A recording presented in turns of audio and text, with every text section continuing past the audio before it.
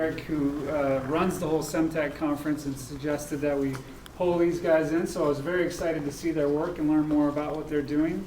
And the idea was that the idea was that we were going to wrap things up at the end of the day with some of the kind of a big vision here of what's possible. So I don't think it's a bad thing to do that in the middle of the day, which we'll do this afternoon. We're going to kind of look at different ways to use some of this data that's being published to make mashups, build other things with it. So we'll be circling back around. So with that, guys, thanks for coming and volunteering your time, and show us what you got. Appreciate it.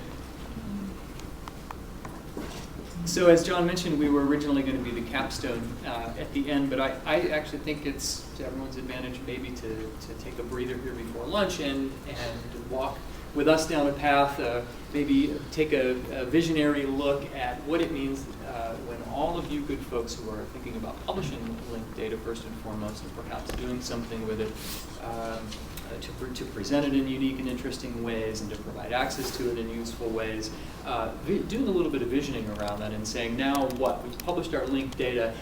What kind of creativity can we bring to leveraging law to build sites and apps that are innovative and engaging for our institutional partnerships? And just before we go forward, you'll see there's a link there to the Design for Context Publications page. These slides are up on SlideShare now. So they are available, so you can sit back, watch the pretty pictures, all be cool. And just in case you're wondering which one of us is whom, this is Neal, I'm Duane. We look forward to talking to you through the afternoon. And we are here through the rest of the SEMTAC conference too, so for any of you that are sticking around, please come up and say hi, and we'd be happy to talk to you a little bit more. So really quickly, what we're seeing from a 30,000-foot view across cultural institutions of all types is really, there's a groundswell of interest here and activity. It's not just that digital strategies are beginning to quote and recognize and position linked data and open access as a fundamental strategic goal. There are plenty of initiatives. We're hearing about a lot of them here today and through the rest of the week to actually generate and publish and sustain law. And then we're seeing, particularly I think libraries and archives doing a great job of documenting the use cases around why linked data is better than relational or any other option we might have in front of us. And then we're beginning, I think, to start to see the leading edge of some really interesting applications and architectures and interfaces that are taking advantage of these resources. And so we thought we would talk a little bit about what it means for a library or an archive or a museum to buy into the notion of committing resources to do something with linked open data. We're calling it a value proposition. And we started looking at the mission statements around libraries, archives, and museums and see the following sort of overlap in the Venn diagrams of what they're trying to achieve as cultural heritage institutions. Perhaps first and foremost is this notion of providing the opportunity for serendipitous discovery of information and data resources, right? We're trying to not only stimulate and facilitate the aha moment that someone has where they in effect stumble in carefully curated and managed ways through and across data sets in order to discover new insights and new information. But we're realizing that we have to design novel interfaces that get beyond the standard way that we've become accustomed to thinking about how OPACs work, or how we search on the web, or relying on Google's inherent limits on what it means for you to be able to find things. In a future where we're moving from an internet of links to an internet of things driven by linked data. And then obviously we'll be needing to leverage related technologies such as natural language processing, semantic text analysis, information visualization and whatnot as supporting technologies that we bring to bear and use alongside linked data in order to make things more discoverable. We have this other opportunity to extend and strengthen relationships with our partners and think in new ways about establishing partnerships we might not have considered before. This is, of course, the usual litany of institutions and lenders and funders and donors and our public audiences, however we choose to define them.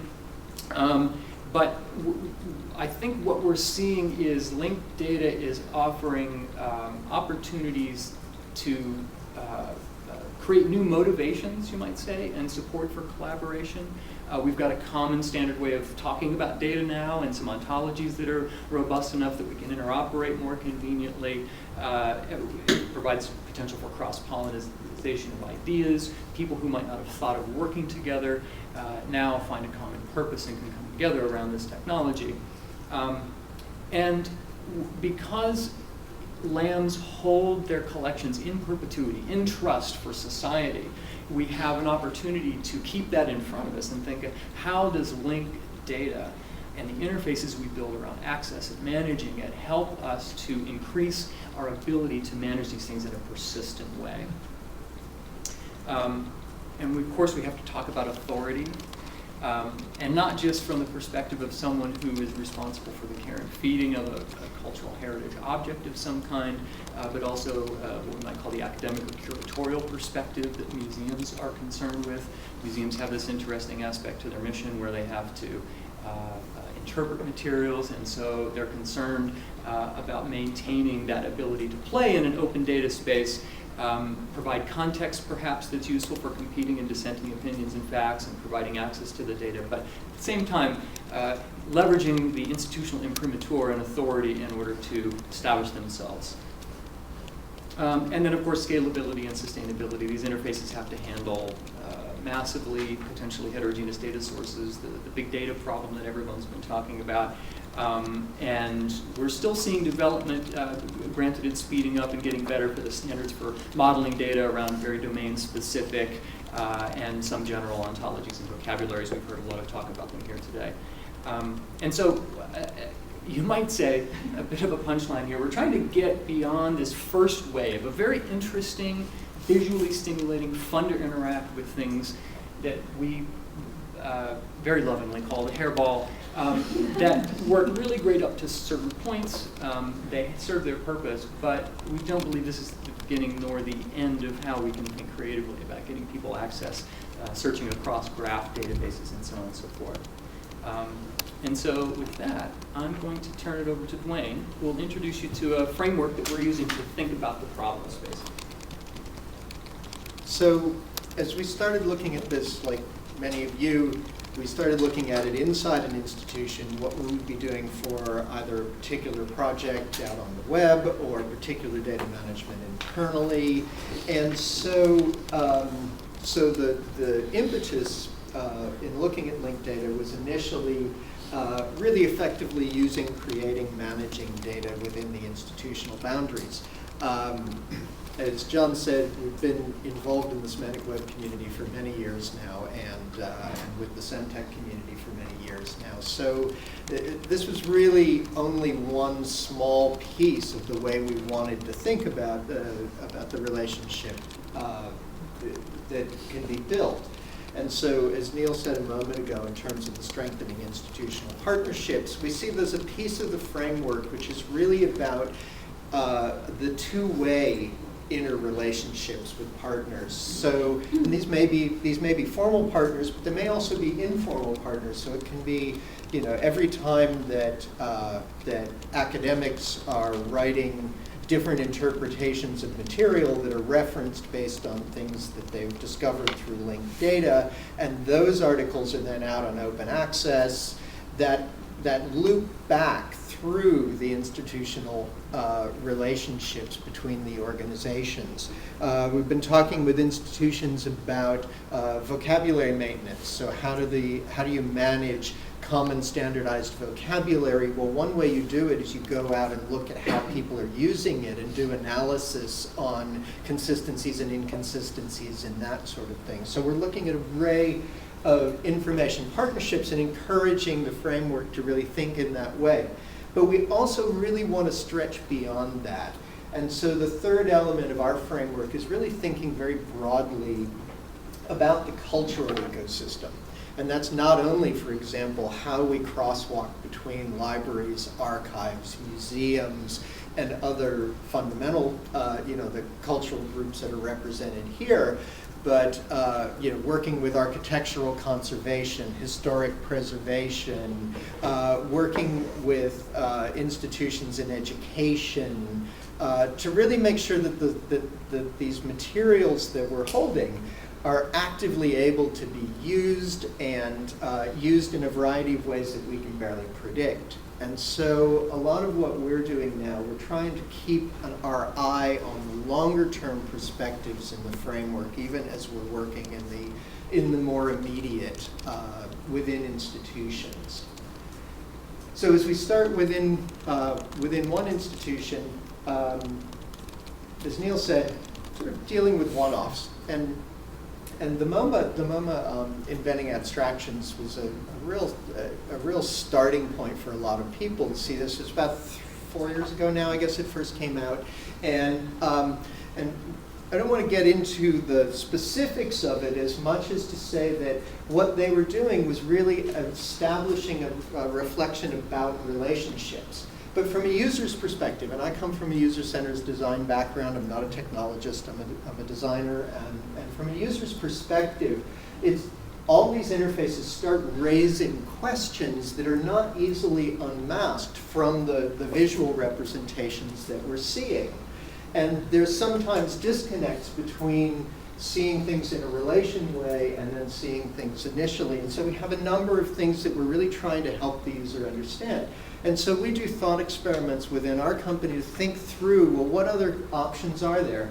And so one, for instance, is to say, well, what if we have the data to be able to represent this as a timeline, and we can generate a timeline.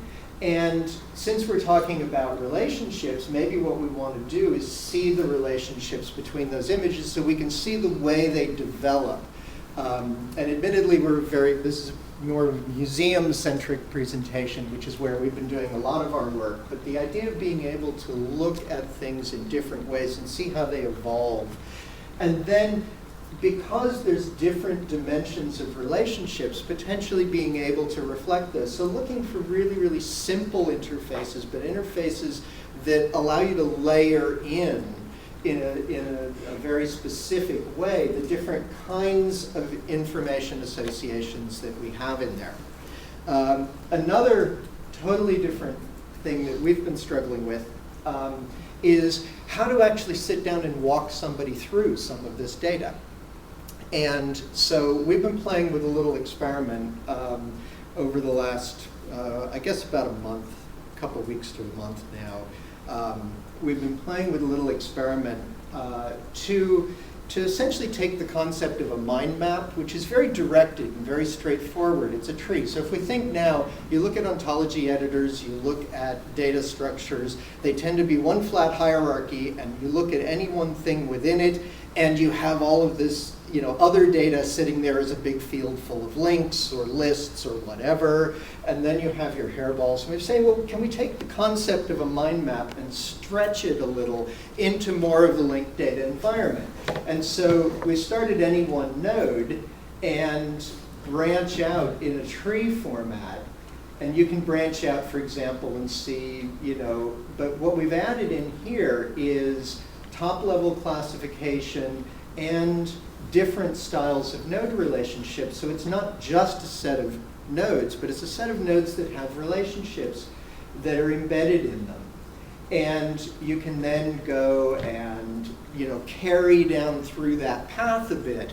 And it presents some interesting questions about how the ontologies need to be optimized to manage that.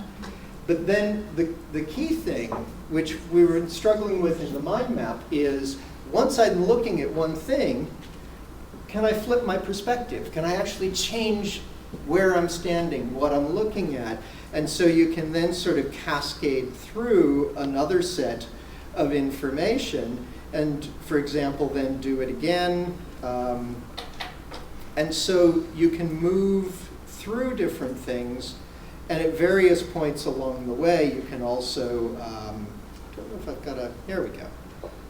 We also want to be able to hone in and filter on this. So I want to be able to say, I just don't really want to see that right now. The expression piece I don't really need to see. And so for working on our side with curators, conservators, and others, and just helping them think through storylines, helping them think through patterns of relationships that they want to focus on, helping to think through what a query might look like, what should be in a query and what shouldn't be in a query. We've been trying to think through that in terms of interface styles that we may be able to use in that way. So that's just one simple example of a sort of subtle layered interface. Now, I realize we've only got about 10 minutes and a lot more to go, so we're going to just skim along here. Yeah, and actually, I'll just go back to this because we're going to go to the... That's right, we've got another demo. We're going to go here. So real quickly, the Online Scholarly Catalog Initiative, a Getty-funded collaborative effort between 8 institutions, the National Gallery of Art just published their Dutch systematic catalog of 17th century paintings in the spring. Thanks to this great project, Duane and I worked on it, and it gave us the opportunity to think about, in full disclosure, this isn't linked data published out there, but we had linked data and the idea of what it could do for you, and these ideas of scalability and sustainability in mind as we were designing this. And so we have a couple of, I think, salient design aspects here that we just want to talk about, that we want to keep in front of us as we're thinking about how we're presenting our linked data. So here is a work by Hendrik ter Bruggen, the bagpipe player, and you can search for this and discover it in the context of the online collection search, 130,000 objects. But because this object is special in the way that it has the systematic catalog information, the scholarly information associated with it, we tried to design for that in mind. So this is situated in between all these other non-scholarly enhanced objects. But when we get to this, as the scholarly enhancements begin to spread out to other collections, as these systematic catalogs grow, we can think about growing them in the context of older data sets, older models of thinking, but grow organically as the linked data resources become available. And we try to be flexible in the way we present data as well. So we're trying to commingle scholarly data in with the kind of general information that the general public would be interested in. And for example, we've offered this 2 different modes. We call it reader modes. So the person who's interested in a more in-depth view and more scholarly information can do things like, let's go down here, can take a look at a scholarly article and take a look at the figures and notes that the curator has presented as evidence for the claims that they're making from an academic perspective, and support the kind of very flexible information availability that someone needs to have as they're going through an application like this. And we're treating all of these objects, not just the texts, not just the images, not just the core metadata about the object as first-class objects, but also all of the figure citations, all of the footnotes, and all of those things. So all of these are functioning as first-class objects here. And so in the fullness of time, when they bring linked data to bear here, they'll be able to manage those things effectively and build it into this. So for example, I can see flexibly, I want to see note information in the context of what I'm reading, or maybe I want to use it as a comparison on the right-hand side. Additionally, in terms of flexibility of presentation, actually I'm going to skip real quickly. I'm going to go to the citation here because I mentioned earlier this notion of sustainability and of course the persistence aspect and what the URI gives you. You might notice here that we did get them to publish pearls for this version of this thing that's published. In 10 years, when the curator updates his essay, this essay will persist under that URL and we'll then be able to track and have a notion of what he thought in 2014 and what he thought in 2024. This is very important for the academic community to create that through line and support the versioning over time as our thinking and facts evolve around these cultural objects. Hear, hear.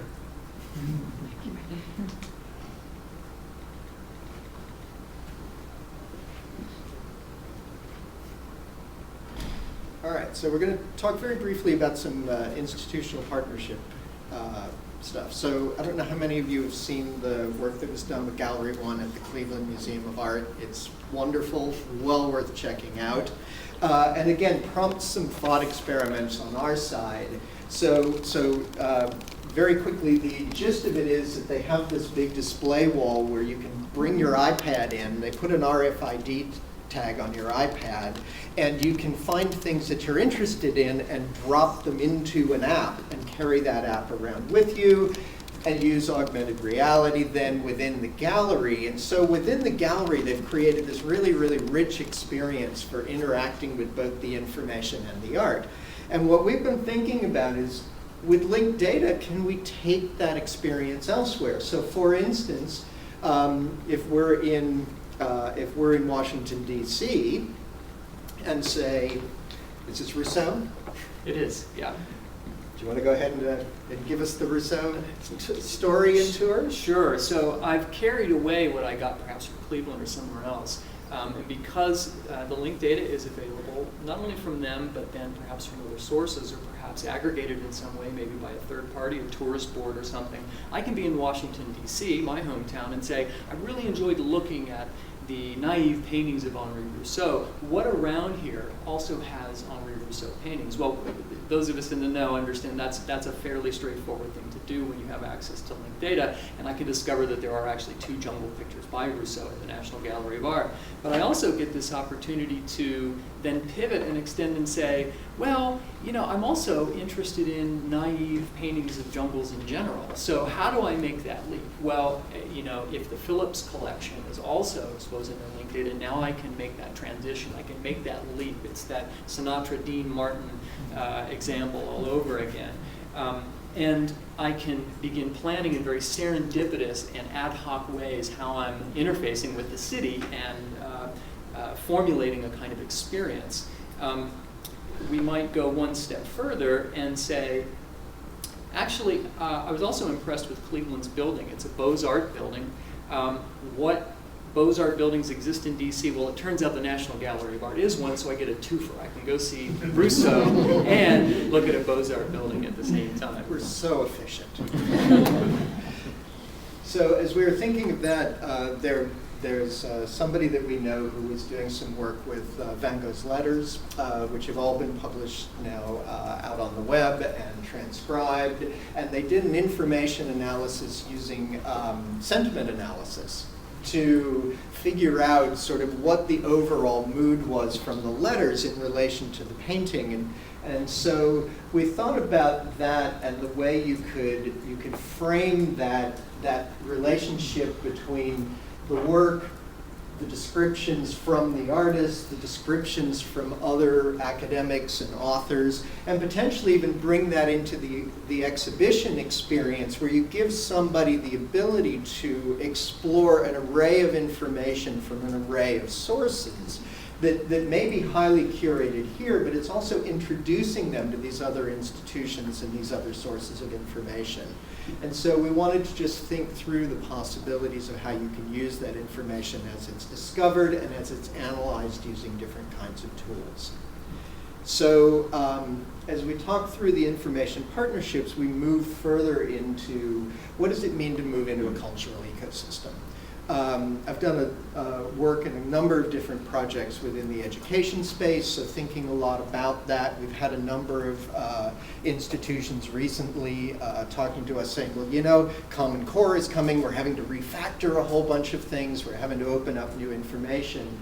So again, we were looking at it saying, well, what about, instead of just searching for information, giving teachers an opportunity, for example, to see information across an array of subjects, possibly even from an array of different sources, as a way of building lesson plans and gathering lesson ideas. And so rather than starting with a list of individual search results, they start with a visualized overview of what kinds of things might be there and be available.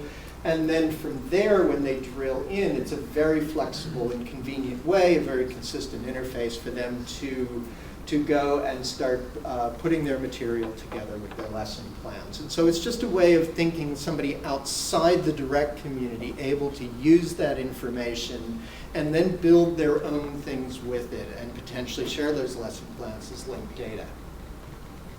And as a send-off here, want to shift gears a little bit but keep our heads in that third part of the framework, which is to say there's a bright future in front of us. And this meme is spreading around. I have no idea who it started with, but I believe it deeply in my heart, is that potentially the most interesting thing that someone will do with your data is someone you've never met and isn't from your domain, and will come and surprise the heck out of you and give you this opportunity to think in fresh ways about what you're doing. And so we thought we would just give a little diagram here that shows how that ecosystem could work outside of your own perspective or knowledge of what might be possible here. So I'm sure you've all, at least anecdotally, understand the tragedy of the Buddhas of Bamiyan, which were destroyed by the Taliban. And imagine, if you will, prior to their destruction, you have an archaeologist who is gathering data and whatnot and preparing to follow the traditional course of drafting a report that's due for publication.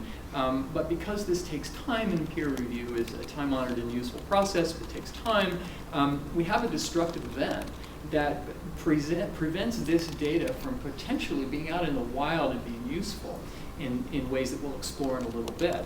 Ultimately, the journal publication comes out, but in a way, it's sort of a day late and a dollar short. You would have liked to have had all the, not just the synthesized academic perspective on what's in the journal publication, but the data underlying it. So we're going to call this cultural linked data. Let's assume that was out there before the destructive event. And now you've got an opportunity for someone to discover this. Perhaps it's a scientist who's studying some aspect of this and stumbles across this data resource and is given the opportunity not only to reuse it perhaps in their own work, but to feed back. Perhaps their data, their insight, their influence can provide a collaborative opportunity to enrich this data. A diplomat of some sort, or someone who's part of an international organization, UNESCO or something, discovers this and puts together what they know about the geopolitical situation to intervene, to find some opportunity to be part of the solution.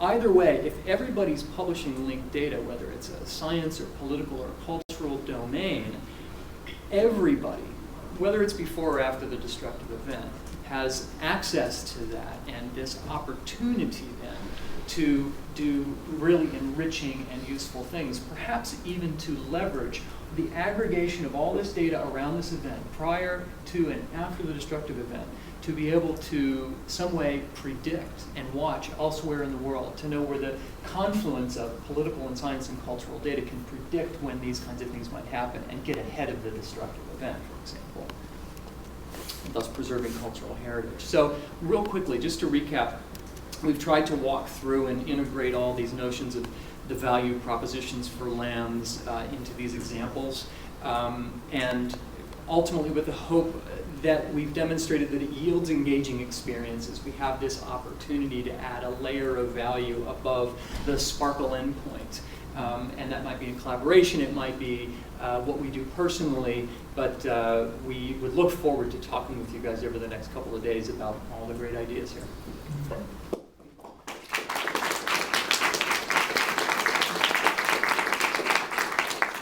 If you want to come up and pick up, first of all, we've got Sharpies just because we have one around. But there's a little brochure that we put together earlier this spring, which was really, we tried to distill the questions we ask ourselves around digital strategy sort of into one place. And if you're interested in exploring the digital strategy questions that we ask and the way that we think about it that led us to this framework, it's in here. They're up here. Thank you very much. Thanks.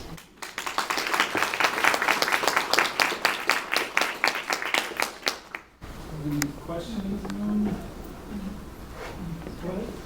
Hi, I'm Bill Archer from W3C. I could have a lot of questions for you, but it's lunchtime, so I'll restrict it to one. But the build up to that, a lot of what I'm hearing there is, they've done some absolutely fantastic stuff there. I love some of those visualizations. I love the search for Benjamin Franklin and find back the different areas. That was really cool. This thing about creating navigation through cultural heritage artifacts is something that's been explored a lot in the European context, particularly around Europeana. I imagine you're familiar with that. And so what for me is really exciting to hear is the discussion about this with an American accent. Germans and Dutch and British, but I haven't heard an American talk about this. We're running quickly to catch up. Well, We'll get there. so I guess my question is, does the European experience things like ESE parts, which is a proposal for how to make a part through different cultural heritage aspects with links off to the geopolitical situation or the architectural background, does that help you?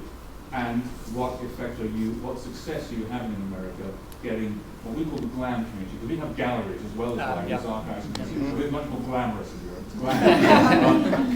glam. Are you getting success with that? Can Europe help you? I think definitely, but Neal has more of the inside the museums and galleries perspective. But I think that we're learning a lot of lessons from that. There's a lot of cross-pollination and a lot of cross-conversation between all the various countries in this. My feeling, having spent 12 years living over in the UK in the late 80s and 90s, I am, definitely. It took me 3 years to come back. It was so hard. Sorry, I digress. There are certain things in Europe that just by virtue of having the multicultural, multilingual, et cetera, accelerated the need to really work through those problem areas. I think there's a lot of opportunity to learn from that. I think there's also an interesting question here about whether the standardization of ontologies or the integration of ontologies or the federation of ontologies and the crosswalking, how that's going to work.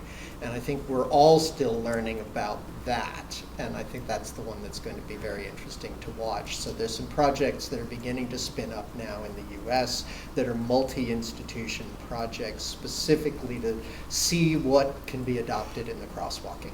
Yeah, I'll just add one tiny thing, which is that the node example that we showed was our first real opportunity to get deeply into an ontology. So we looked at the British Museum's mapping of CDOC, and what it told us, maybe first and foremost, is that in order to present the data in useful ways to the user, you can't be literal about the hops. You need some humans to get in front and understand the user base, to know where to abstract the model a little bit and just skip a couple of hops and make a meaningful sort of meta predicate in order to get there. So the more that we look at examples of how people are learning how to do that successfully, not just the direct mappings, one-to-one to do the same ases and those kinds of things, but how do we usefully abstract these usefully detailed models in ways that work for humans?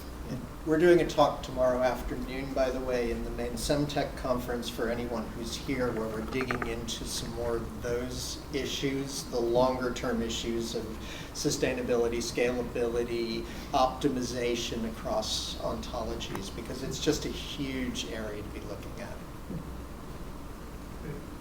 Thank you, Neal. I really love where you're headed. Just a couple of quick comments. One is, you made a comment about at one point about how museum-centric your presentation was, at least I think it was on the slide with the timeline and the portraiture changing over the course of time.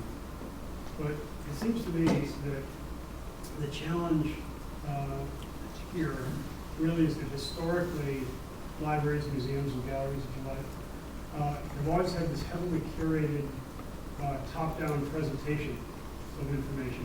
And if you're going to get to the point where a scientist or a diplomat is adding to the pool of knowledge, adding to the interrelations between data sets, what we would call data sets, there has to be that feedback mechanism. And it seems to me, and others, I think Robert would agree, that the combination of linked data and the specific application of something like open annotations begins to provide that mechanism, because other people can write data in another place in a way that can be interlinked across the web without sullying the heavily curated portions by adding to the conversation and interlinking between them.